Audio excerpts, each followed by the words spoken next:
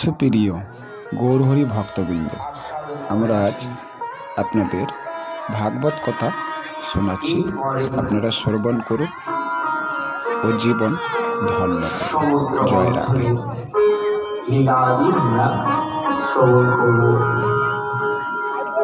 সুখদেব গোস্বামী এবং পরীক্ষিত মহারাজের কৃপায় কোন এক সময় অসুরদের শক্তি বৃদ্ধি প্রাপ্ত হয়, স্বর্গ আক্রমণ করে, দেবগণকে পরাভূত করে। দেবরাজ ইন্দ্র দুর্বাসা ঋষি অভিশাপে শ্রীবস্ত শ্রীহীন বল হয়ে পড়েছিলেন। এই শাপের কারণ দুর্বাসা ঋষি বৈকুণ্ঠ হতে শ্রী বিষ্ণু প্রসাদী ফুল মালা গলায় দিয়ে ফিরছিলেন। হে মহারাজ, পথে ইন্দ্রদেব আসছেন, যেন একটা সুন্দর আলোর জ্যোতি ভেসে আসছে। দূর থেকে দুর্বাসা দেখে তিনি দাঁড়িয়ে দিলেন। তারপরে যখন ইন্দ্র কাছে এলেন, তখন দেখলেন ও এ তো ইন্দ্র, সেই দেবতাদের রাজা। তাই ঋষি কৃপা করে সেই প্রসাদী মাল্য, সেই মালাটি ইন্দ্রদেবকে পরিয়ে দিলেন। দৈবক্রমে কি হলো মহারাজ, ইন্দ্রদেব মনে করলেন যে একটা সাধারণ একটা ঋষি তার গলায় থেকে আমায় মালা দিল আর আমি এটা গ্রহণ করব, তার অহংকার জন্মে গেল। তাই তিনি মালাটি কি করলেন, হাতিকে দিয়ে দিলেন। আর হাতির স্বভাব রয়েছে যে খাবার জিনিস যদি হয় তো খেয়ে নেবে, আর যদি খাবার জিনিস না হয় তাহলে পায়ে মারাবে। তো হাতি দেখলেন যে এটা তো খাবার জিনিস নয়, তো ওই সুরে মালাটা নিয়ে ওর পায়ের তলায় দিয়ে পায়ে চাপা দিল। ঋষি চিন্তা করলেন, দেখো এই অপ্রাকৃত মালা, প্রভুর প্রসাদী মালা, যে অপ্রাকৃত প্রসাদী মালা, এই মালার মর্যাদাহীন করল। একটা হস্তি তার পদলম্বিত হচ্ছে, তখন আর সহ্য করতে পারলেন না, অভিশাপ দিলেন। অভিশাপ কি দিলেন? ইন্দ্রকে বললেন, শ্রীভস্ত হও, যাও। তো এই শ্রীভস্ত অর্থাৎ ঐশ্বর্য, বল, শক্তি, ধন, সম্পদ সব ইন্দ্রের আস্তে আস্তে ক্ষীণ হতে লাগলো। এই যখন ক্ষীণ হতে লাগলো, তখন দেব অসুরের যে গুরুদেব শুক্লাচার্য এই ধ্যানে বুঝতে পারলেন, ও এবার তো এই শ্রীভস্ত হয়ে গেছে। তখন অসুরদেরকে বলে যাও, এবার স্বর্গরাজ্য আক্রমণ করো। আর অসুরগণ সব ছুটেছেন স্বর্গে, যুদ্ধে সবাইকে পরাস্ত করে দিলেন। এই যে পরাস্ত করলেন, তারপর ইন্দ্র আদি সব পালিয়ে পালিয়ে আত্মগোপন করে থাকতে লাগলেন। হে মহারাজ, দৈবক্রমে তারা চিন্তা করলেন এইভাবে পালিয়ে আর কতদিন চলবে। তখন তারা সবাই মিলে ব্রহ্মার কাছে গেলেন। সেই ব্রহ্মার সভায় গিয়ে সবকিছু বৃত্তান্ত যখন জানালেন, তখন ব্রহ্মা শ্রী হরির আরাধনা, শ্রী হরি আরাধনা যখন করতে লাগলেন, সেই বৈকুণ্ঠপতি তিনি দর্শন দিলেন। ভগবান বললেন যে দেখো, তোমরা তো এইভাবে বারবার সংকটে পড়ছ, তাতে এক কাজ করো, ওষুধের সঙ্গে সন্ধি করে সমুদ্র মন্থন, অমৃত আদি রয়েছে, এই অমৃত পান করলে তোমরা অমর হয়ে যাবে এবং অতীব শক্তি তোমাদের সঞ্চারিত হবে, আবার তোমাদের রাজ্য ফিরে পাবে। এইবার যথারীতি তখন ইন্দ্র বলছে, সর্বনাশ, এই যে যাব বলি তো আগেই আমাকে মেরে শেষ করবে। বলে না, তুমি নিজে যাও এবং তার গুরুদেবের কাছে শরণাপন্ন হও। কারণ মনুষ্য জীবনে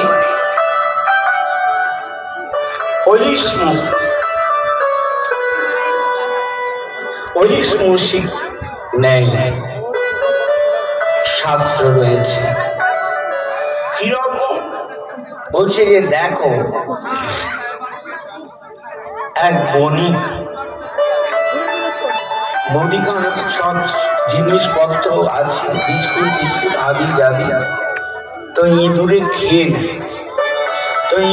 খেয়ে নেয়, একটা খাঁচা নিয়ে এসে খাঁচা পেতেছে, খাঁচা পাতার সঙ্গে সঙ্গে ইঁদুরটা পড়ে গিয়েছে। ও তো ছটফট করছে। এইবার সাপ চড়ে আমার খাবার তো বটে, তখন সাপ ও সর করে যে ওই খাঁচার মধ্যে ঢুকে গিয়েছে।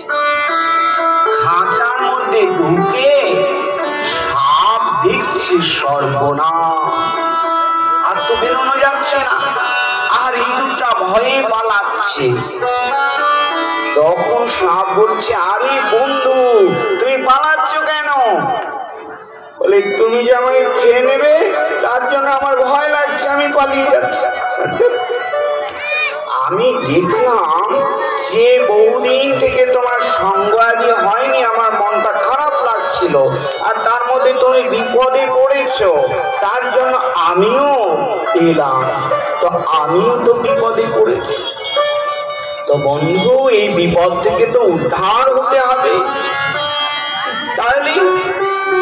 তাহলে বন্ধু তুমি মাটি কাটতে পারে না? হ্যাঁ খুব পারি। ও কাঠ কাটতে পারো না? হ্যাঁ খুব পারি। আরে এটাও তো কাঠই আছে, তুমি ভয় পালাচ্ছ, এটাকে একটু চেষ্টা করো, কাটতে পারবে। কট কট কট কট করে ছেদন করতে করতে করতে করতে বেশ ফুটো করে ফেলেছে। এইবার বলছে, বন্ধু দেখো ফুটোটা ঠিক হয়েছে। সাপটা চিন্তা করছে যে আমি বেরোতে পারবো কিনা আগে দেখে নি। বলে, বন্ধু আরেকটু বড় করো। বলে, না আরেকটু বড় করো। এই করতে করতে যেই বড়টা করে ফেলেছে, ও বেরিয়ে যে ইঁদুরটাকে ধরে নিয়েছে। ধরে নিয়ে ইঁদুরটাকে নিয়ে চলে গেল, হরিবল করে দিল। তো নিজের কার্য সিদ্ধির জন্য করতে হয়। এইবার ইন্দ্র সেই দৈত্য পুরীতে গেলে, যে শুক্লাচার্য সেখানে উপস্থিত হলেন। সব দানবগণ ছুটে এলেন, বলে দেখো আমি এসেছি তোমাদের গুরুদেবের পরামর্শ আজ নিতে। তো তোমাদের গুরুদেবের পরামর্শ নেবার জন্য এসেছি, যুদ্ধ করতে আসি নাই। ও এইবার ইন্দ্রজি তাকে প্রণাম করলেন, শুক্লাচার্যকে প্রণাম করে বললেন, হে গুরুদেব, আপনি যে মৃত্যু সঞ্জীবনী দ্বারা সবাইকে জীবিত করছেন বটে, কিন্তু আপনি যতদিন আছেন ততদিনে তো জীবিত হবে, কিন্তু আপনি গত হয়ে গেলে আপনি যে শিষ্যবর্গ রয়েছে এরা কি হবে? তখন বলছি তাই তো, এটা তো আমি ভাবি না। বলে এর উপায়? বলে এর উপায় একটা আছে। কি উপায়? বলে আপনি যদি আদেশ করেন তাহলে আমি উপায়টা বলে দিতে পারি। বলে কি উপায়? বললেন এই যে সমুদ্র, এই সমুদ্র মন্থন করলে সমুদ্রে আছে অমৃত। এই অমৃত উঠলে আমরা সবাই মিলে বন্টন করে ভাগ করে নিব, তাহলে কেউ আর মরবে না। আর এই সমুদ্রের মধ্যে অনেক কিছু অমূল্য সম্পদ রয়েছে, এই সম্পদগুলো আমরা ভাগাভাগি করে নিব। তখন শুক্লাচার্য বলিকে বলি যাও এক্ষুনি সেই দেবগণদের সঙ্গে সন্ধি করে তোমরা কার্য সাধন করো। তো এই যে শ্রী গুরুদেবের আদেশ, সেখানে আর বলি মহারাজ বিচার করলেন না যে আমরা অসুরগণ ওই দেবতাদের সাথে আমরা কেন মিলব। গুরুদেবের আদেশটাকে শিরোধার্য করে নিলেন। শ্রী গুরুদেবের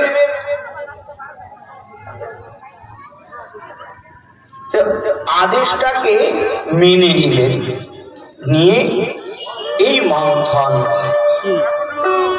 আরম্ভ শ্রী হরি স্বয়ং দেবতাদের সঙ্গে এই শ্রী হরি কুর্মরূপ ধারণ করবে। এই মন্দার পর্বতায় যখন সেই দণ্ডরূপে তাকে নিয়ে আসছে, তারা চাপাকি অনেক ক্ষত বিক্ষত হতে লাগলো। হে মহারাজ, তখন ভগবানের শরণাগত হলে ভগবান গরুর পৃষ্ঠে আরোহণ করে যথারীতি তাদেরকে শক্তি সঞ্চারিত করে সেই পর্বতকে সমুদ্রে দণ্ডরূপে প্রকাশিত করলেন এবং বাসুকী নামকে রজ্জুরূপে তাকে অমৃত আদি দেয়ার কথা বলে তাকে রাজি করানো হলো। এইবার সেই দণ্ডটা মন্থন করবে, মন্থন করার আগেই গেল তলিয়েই যাচ্ছে। তখন আবার ভগবানের শরণাপন্ন যে প্রভু রক্ষা করো, প্রভু রক্ষা করো। ভগবান এক স্বরূপে গরুরের পৃষ্ঠে আরোহণ করে থাকলেন, আর আরাম স্বরূপে কুর্ম ভগবান রূপে প্রকাশিত হলেন। জয় জয় কুর্ম ভগবান কি, জয় জয় কুর্ম ভগবান কি, জয় জয় কুর্ম ভগবান কি। এই ভগবানের আবির্ভূত হল। পরীক্ষিত মহারাজ বলছে, হে গুরুদেব, ভগবানকে এই কচ্ছপ রূপ ধারণ করলো, আর যে এই মন্থন করছে অত বড় সেই পর্বত, তার পৃষ্ঠে যে আরোহণ হচ্ছে, ঘর্ষণ লাগছে, তো প্রভু কষ্ট হচ্ছে না?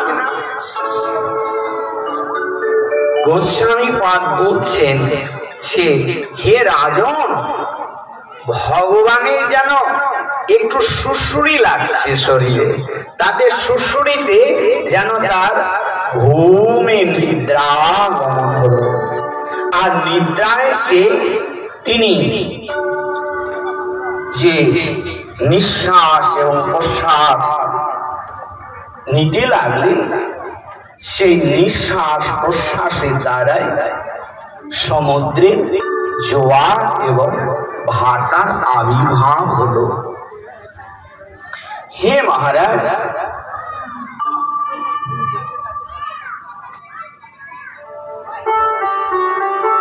এই পুনরায় শ্রী হরি স্বয়ং দেবতাদের সঙ্গে বাসুকি উচ্চ ধরে আকর্ষণ বিকর্ষণ করতে লাগলেন।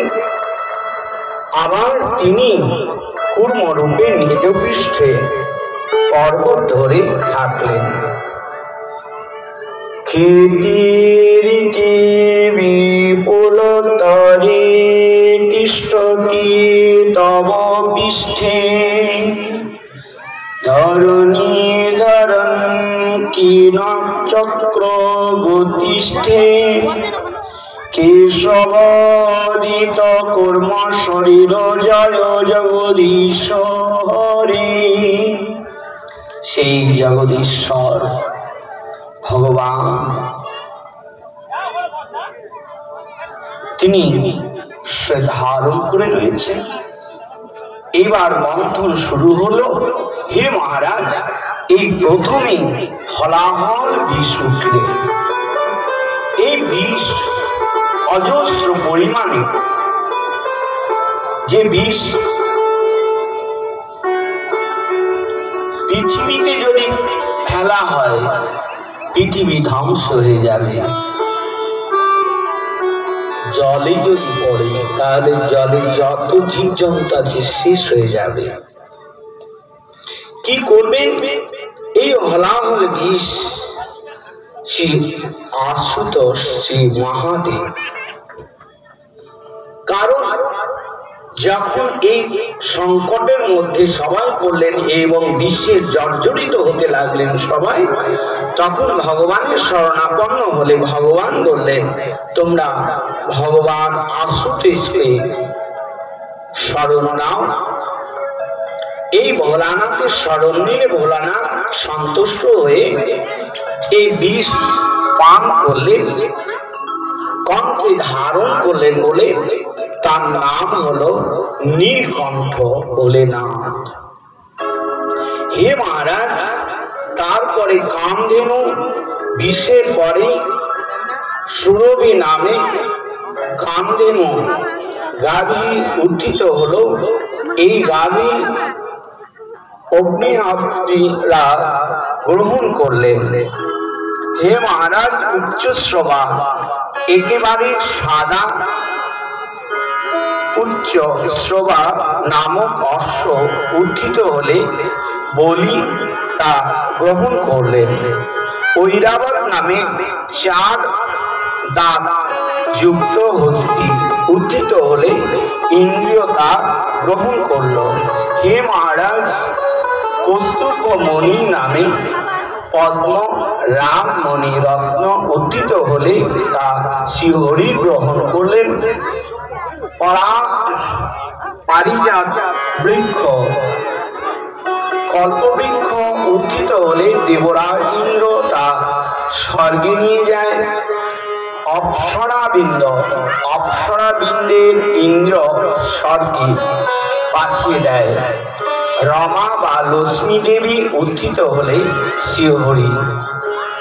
যখন এই এক এক করে সব উত্থিত হলো, 8 নম্বরে যখন লক্ষ্মী দেবী উত্থিত হলো, তখন এই লক্ষ্মী দেবীর কৃপায় সবার যশ সৌন্দর্য বর্ধিত হলেন।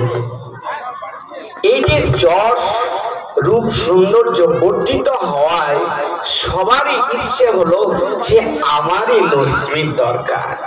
ও চিন্তা করছে আমারই লক্ষ্মীর দরকার। লক্ষ্মী তো উঠছে একজন, চাইছেন সবাই। তখন কি করবে? বলে এইভাবে এর সমাধান হবে না। স্বয়ংবর সব তাকে মালা প্রদান করা হলো যে তুমি বেছে নাও, তুমি কাকে মালা প্রদান করবে তাকেই তুমি বরণ করবে। যথারীতি মহারাজ এই মালাটা নিয়ে ব্রহ্মার কাছে গেলেন। ব্রহ্মা তো চিন্তা করছে আমাকে মালাটা দিই। লক্ষ্মী দেখলেন একে আমি মালা দেব, এ তো নিজের কন্যার প্রতি ধাবিত হয়েছে, না এ আমার স্বামী হবে না, আমি ওকে গ্রহণ করব না। তারপরে ভোলানাথের কাছে দিয়ে দেখছে বাবা, বলে একেও করা যাবে না। কেন? এই বেটার দিগম্বর, কেন এর বসন বসনের কোনো ঠিক ঠিকানা নাই। হরিভজনে এমন বিভোর হয়ে যায়, বসন বসনের ঠিক ঠিকানা থাকে না, বলে একেও গ্রহণ করব না। তাহলে ইন্দ্র, বলে ইন্দ্র সুন্দর বটে কিন্তু দুষ্টু বুদ্ধি, খল চরিত্র, এগো মালা দেব না। ঘুরতে ঘুরতে ঘুরতে ঘুরতে প্রভুকে দেখছে বিড়ালায় প্রান্তে একার বসে রয়েছে একটা বিড়াল। প্রভুকে মালা প্রদান করলেন এবং জীব জগতের সবার যশ খ্যাতি লাভ হলো। হে মহারাজ, তারপরে বারুণী নামক কন্যাকে অসুরেরা গ্রহণ করল। পঞ্চজন্য শঙ্খ শ্রী হরি গ্রহণ করলেন। চন্দ্রমা শঙ্কর ভগবান শ্রী শির ভূষণ করলেন। কলা এই ফল মানবদের দিলেন। হে মহারাজ, ধন্বন্তরী অমৃত কলস হস্তে ধন্বন্তরী আবির্ভাব হয়। অমৃত কলস হস্তে ধন্বন্তরী আবির্ভাব হয়। হে মহারাজ, হিরণ্যকশিপুরে এইদিকে বোন সিংহিকা পুত্র সর্বানু রাহু কেতু যখন উত্থিত হলো, তখন কি হলো? দানবেরা ছিনিয়ে নিল। তো দানবেরা ছিনিয়ে নিয়ে এবার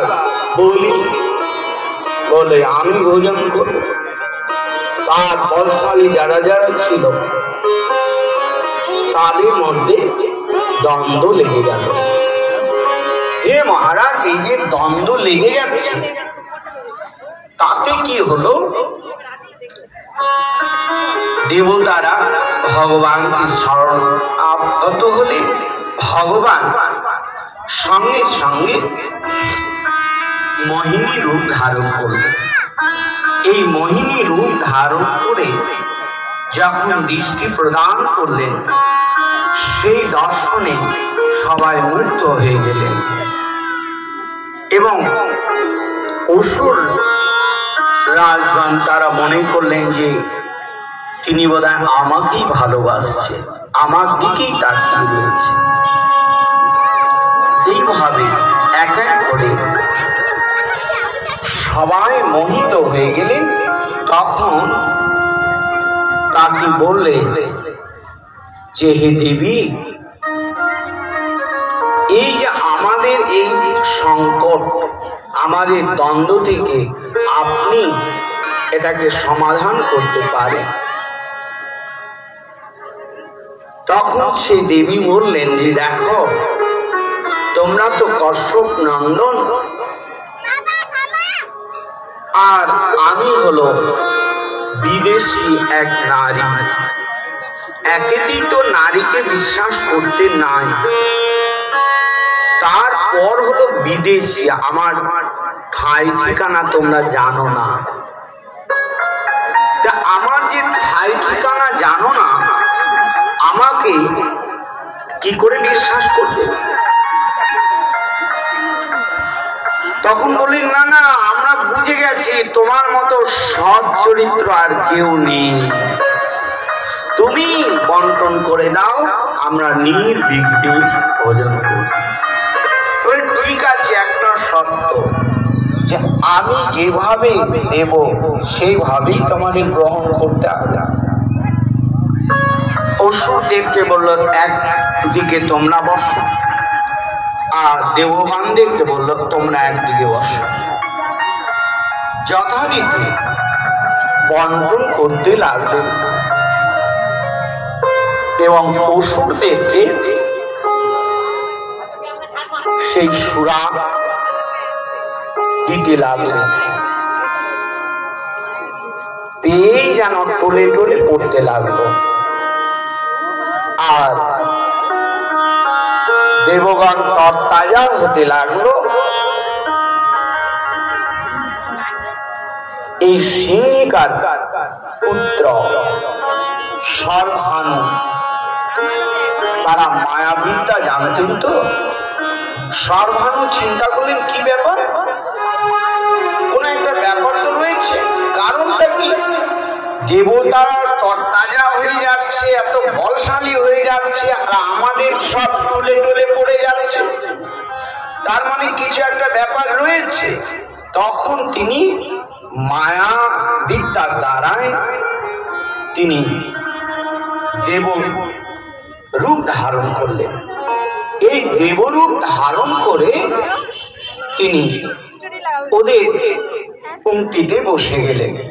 হে মহারাজ, ওই পংক্তিতে যখন বসে গেলেন, আর ভগবান সেই অমৃত প্রদান করলেন।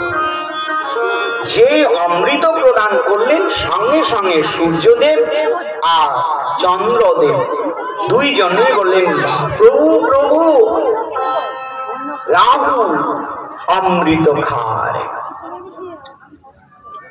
যেই বললেন, সঙ্গে সঙ্গে ভগবান মোহিনী রূপ ধারণ করেছিলেন, তিনি সুদর্শন চক্র ছেড়ে দিলেন।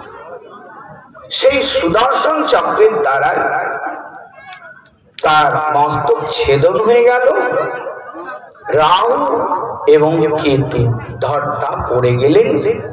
আর যেহেতু অমৃত পান করেছিলেন বলে সেই মাথাটা থেকে গেলেন অমর হয়ে। আর সেই মাথাটাই যখন গ্রাস করে চন্দ্রকে, তখন চন্দ্রগ্রহণ হয়, আর যখন সূর্যকে গ্রাস করে তখন সূর্যগ্রহণ হয়। হে মহারাজ, এই অসুরগণ অমৃত পানি বঞ্চিত, যিনি দেবতার যুদ্ধ, দেবগণ শ্রী হরির শরণাগত হলে শ্রী হরির আবির্ভাব হয়। এই অসুর রাজ বলিকে এই প্রচন্ড ভাবে যখন যুদ্ধ আরম্ভ হলো, এই যুদ্ধে পরাস্ত হয়ে গেলেন অসুরেরা, বলি নিধন হলো। এইভাবে এক এক করে যেন অসুরেরা কত হতে লাগলো, অসুর বংশ শেষের মতো হতে লাগলে ব্রহ্মা নারদকে পাঠালেন। নারদকে বললেন, যাও তুমি যে যুদ্ধ বন্ধ করো।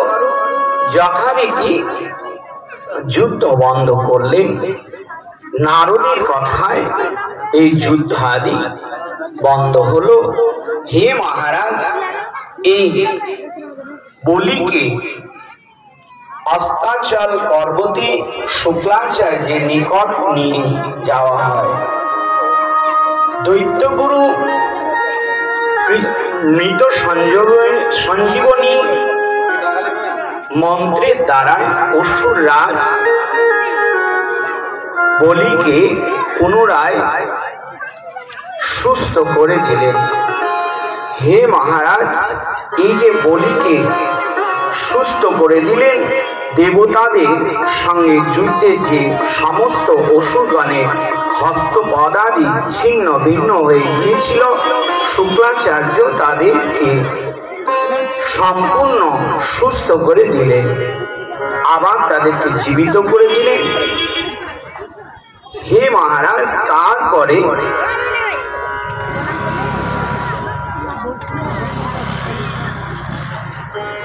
কি করলেন? তখন বলি মহারাজ চিন্তা করলেন যে জীবনে যদি হিতাকাঙ্ক্ষী কেউ থাকে, জীবনের যদি প্রিয়জন কেউ থাকে, তাহলে একজনই আছে, সে হলো শ্রী গুরুদেব। আর তার জন্য বলি মহারাজ অজস্র পরিমাণে তার গুরু শ্রদ্ধা, গুরু ভক্তি ছিল এবং ব্রাহ্মণদেরকে যথারীতি দক্ষিণা আদি দান করতেন। বলে পদত্রয়ং ভূমি কম্পদ দরির যাচত উতেশ্বর কৃপণ বল্লধাত্তকীব বন্ধতম এতদ্বিদিতুমিচ্ছামমাৎ কুতূহলহীন যজ্ঞেশ্বরস্য পূর্ণস্য বন্দনং চাপনাগস্য। ভগবান শ্রীহরি তো সর্বেশ্বর, তবুও তিনি কেন দিনের মতো বলির নিকটে 3 পদ ভূমির প্রার্থনা করেছিলেন? প্রার্থিত বিষয় পাওয়ার পরেও কেন তিনি বলিকে আবদ্ধ করেছিলেন? পরিপূর্ণ যজ্ঞেশ্বরের প্রার্থনা করা এবং নিরপরাধ অপরাধের বন্ধন, এই 2 ব্যাপারে আমার মনে অত্যন্ত কৌতূহলের সৃষ্টি করেছে। এই উভয় কার্যই কি করে সম্ভব হলো তা জানতে ইচ্ছা করেছি। বলি মহারাজ শ্রী গুরুদেবকে বললেন, বলির গুরু সেবা প্রসন্ন ভগবান ব্রাহ্মণগণের সহায়তায় বলির বিশ্বজিৎ যজ্ঞ, স্বর্গরাজ্য আক্রমণ, স্বর্গ হতে দেবগণ ও বিতাড়িত সংস্কারহীন আশ্রমে বলি বন্দনা অদিতির অতি কশ্যপের জন্য উপেক্ষা, দীর্ঘদিনের সমাধি ভঙ্গে নিজ আশ্রমে কশ্যপের প্রত্যাগমন। এই যে অদিতি, তিনি চিন্তা করলেন যে এই সমাধান আমি করতে পারবো না, কিন্তু আমার ছেলেরা সব বিতাড়িত হয়ে পালিয়ে পালিয়ে আত্মগোপন করে আছে। তার মায়ের অদিতির শান্তি নেই। তিনি চেয়ে আছেন যে কোন দিন স্বামী আসবে, আর একমাত্র স্বামী এর সমাধান করতে পারবে। তাই তিনি তার মুখপানে চেয়ে এতদিন ভাবে ধরেই তিনি রয়েছে। এই বিষণ্ণ দৈবক্রমে তার ধ্যান যখন ভঙ্গ হলো, নিজ আশ্রমে কশ্যপের যখন আগমন হলো, এই বিষণ্ণ অদিতির প্রতি উক্তি। অদিতিকে বললেন যে তোমার বিষণ্ণর কারণটা কি বলো? অবিবাতিতয়পেত কুটুম্ব সত্তায়তয়া বিহার পূজিতা জাতা প্রতুত্থানেন বা কশ্চিৎ। এমন হতে পারে যে তুমি আত্মীয় স্বজন বা পালন করবার জন্য গৃহ কাজে ব্যস্ত ছিলে, তার জন্যই অতিথি বিনা সৎকারে ফিরে গিয়েছেন। তুমি কি সেই কথা ভেবে বিষণ্ণ হয়ে আছো? সাধু সাধুরই চিন্তা, তার সেই ভাবনা। কারণটা কি? তোমার বিষণ্ণর কারণ কি? তুমি কি কোনো অতিথি এসেছিল, তুমি কাজে ব্যস্ত ছিলে, সেই অতিথির সেবা করতে পারোনি? কিংবা কোনো অতিথি এসে তোমার কাছে কিছু চেয়েছিল, সেটা তুমি দিতে পারোনি? গৃহেষু যেষ্পতিত নাচিতা সলিলৈরপি যদি নিজান্তি তে নন্নং বিরুরাজ গৃহপম। যে গৃহে থেকে অতিথি অত্যন্ত জল দ্বারা অবর্তিত না হয়ে ফিরে চলে যায়, সেই গৃহ শৃগাল গৃহ তুল্য সর্বহতে বিরাজিত। দেব পুত্রবাণীর জন্য অতিথি, অদিতির আখ্যা। তো মনুষ্য জীবনে সংসারে যদি কোনো কর্মর দ্বারায় আমি ব্যস্ত আছি, কোনো অতিথি এসেছে, অতিথির কোনো সৎকার করলাম না, কর্মে ব্যস্ত আছি, অতিথি চলে গেলে বলে এটা অপরাধ, এটা সে বাড়ি থাকলো না, এটা শ্মশান সমতুল্য বাড়ি। শ্মশানে কি হয়? কুকুর শিকাল আদি কলহ সৃষ্টি হয়, বাড়িতেও ওই কুকুর শিকালাদির মতোই কলহ সৃষ্টি হয়। তার জন্য মনুষ্য জীবনে সংসারে গৃহস্থদের ভাগবতীয় কথা, সাধু শান্তদের সেবা, এটাই ধর্ম। সাধু শান্তদেরকে ফাঁকি দিয়ে কেউ কোনোদিনই ভজন সাধনা করতে পারে না, আর কেউ কোনোদিন শান্তিতেও থাকতে পারে না। তার জন্য মনুষ্য জীবনের এটা প্রত্যেকেরই জানা উচিত যে সাধু শান্ত কে, কিভাবে, কোন রূপে আসে আমরা জানতে পারি না। আমার যদি গৃহে কিছু না থাকে, এক গ্লাস জল দিয়ে একটি বাচ্চা দিয়ে তাকে আদর আপ্যায়ন করে হাসি মুখে তাকে বসে একটু পাখার হাওয়া করে তাকে যথারীতি হাসি মুখে বিদায় দেয়া, এটা ধর্ম। একজনকে ভালোবাসবো আর একজনকে সম্মানহানি করব, এটা শাস্ত্রের বিধান নয়। তাই বললেন যে দেখো, কোন গৃহে যদি অতিথি ফিরে যায়, তাহলে সেই গৃহটা শৃগাল কুকুরের ন্যায় বসতি হয়। সেটা কি হয়েছে? তখন শ্রী স্বামীকে প্রণাম করে বললেন, প্রভু তুমি তো অন্তর্যামী, তুমি তো সবই জানো স্বামী। আমার পুত্রগণ এর জন্যই আমার মন খারাপ করছে। কারণটা কি? আমি মা হয়ে আমার পুত্ররা অনাথ হয়ে ঘুরে ঘুরে বেড়াচ্ছে, আর আমি মা হয়ে এটা সহ্য করতে পারবো না, আর আমি মা হয়ে শান্তিতে থাকতে পারি না। যথা তানি পুণ্যাসাদ প্রপদ্যেরন মমাত্মজা তথা বিধি কল্যাণ দিয়া কল্যাণ কীর্তন। হে সাধু শ্রেষ্ঠ, আপনি কল্যাণকারী ব্যক্তিদের মধ্যে সর্বশ্রেষ্ঠকে দয়া করে আমাদের অবস্থা বিবেচনা করে আমার পুত্রদের প্রতি আপনি কৃপা করুন, যাতে তারা তাদের হারানো সম্পদ ফিরে পায়। এই পঞ্চভৌতিক অনাত্ম দেহই বা কোথায়, আর প্রকৃতি হতে পৃথক আত্মাই বা কোথায়? কাহারও বা কার অতি পুত্র অতি মোহই এসবের কারণ। কচ্ছপ ঋষির মনে বড় কষ্ট হলো। কেন? যে কেউ কাউকে কষ্ট দেয় না, কেউ কাউকে দুঃখ দেয় না।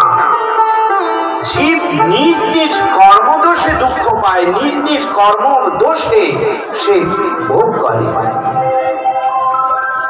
কেউ কাউকে দুঃখ দেয় না।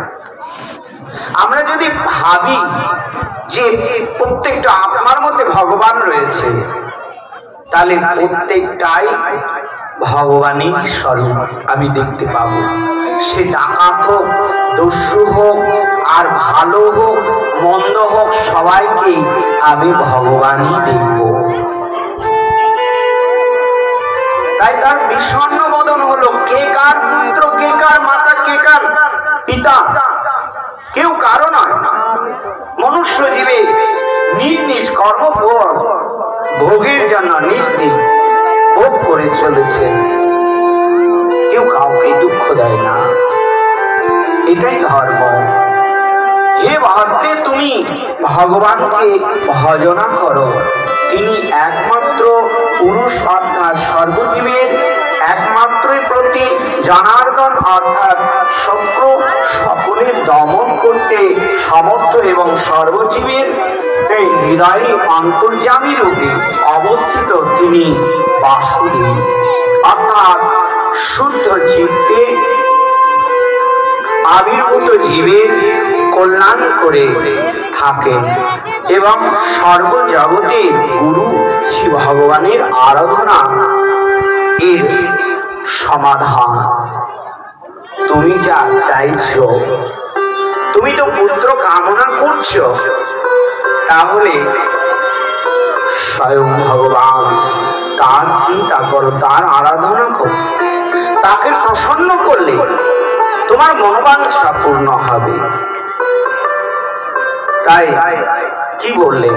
ফাল্গুন মাসের শুক্লপক্ষে 12 দিন শুধুমাত্র দুধ পান করে পরম ভক্তি হরে কমল নয়ন ভগবান শ্রী বিষ্ণুর পূজা করতে হবে। হে মহারাজ, ব্রহ্মচর্য পালন, ভূমিতে শয়ন, 3 বার স্নান, মিথ্যে কথা বলবে না, পাপীর সঙ্গে আলাপ করবে না, উৎকৃষ্ট নিকৃষ্ট সব ভোগ ত্যাগ করবে, 12 অক্ষর মন্ত্র 108 বার জপ, কোন প্রাণীর প্রতি হিংসা করবে না। মায়েরা যদি মনে করে যে সুসন্তান আমি গ্রহণ করব, মায়েরা চেষ্টা করলেই পারে, কিন্তু একটাই কারণ, গর্ভের অবস্থায় সেটা পারে। গর্ভ থেকে বেরিয়ে গেলে কেউ কাউকে মনে করে যে সন্তানকে আমি সুন্দর করব, ব্যারিস্টার করব, জজ করব, হবে না। ও সংস্কার নিয়েই আসবে। তো চেতনাটা সর্বশ্রেষ্ঠ। কেবল সে ভগবানের আরাধনা একাগ্র হয়ে থাকবে।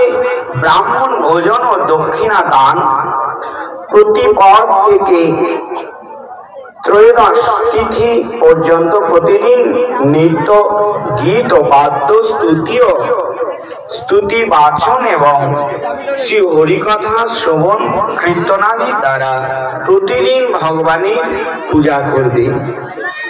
ফাল্গুনী শুক্ল প্রতিপদ থেকে ত্রয়োদশী পর্যন্ত অদিতির প্রয়োগব্রত পালন শ্রী ভগবানের আবির্ভাব।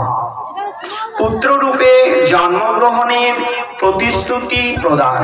হে মহারাজ, তোমার পুত্রদের রক্ষা করবার জন্য তুমি প্রয়োগব্রত পালন করে যথাযথ আমার পূজা করেছ, স্তব করেছ। অতএব আমি কশ্যপ মুনির তপস্যায় স্থিত হয়ে অংশে তোমার পুত্রত্ব গ্রহণ করব এবং তোমার অন্য পুত্রদের রক্ষা করব। অদিতির গর্ভ ধারণ গর্ভস্তুতি অদিতির গর্ভ হতে শ্রী বামন দেবের আবির্ভাব।